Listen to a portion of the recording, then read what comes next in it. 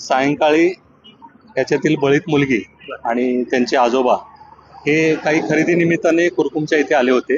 त्या ठिकाणी खरेदी संपल्याच्या नंतर ते परत निघत असताना त्यातील जो आरोपित आहे त्यांनी त्यांना त्यांच्या वस्तीवर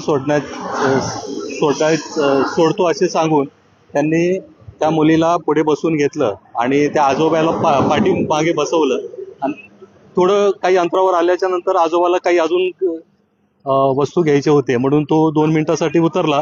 तेवढ्यात ह्यातील जो आरोपित आहे यांनी त्या बळीत मुलीला घेऊन साधारण 2 ते 2.5 किलोमीटरवर येऊन त्या मुलीला उसामध्ये नेऊन त्याच्यावर अतिप्रसंग केलेला आहे।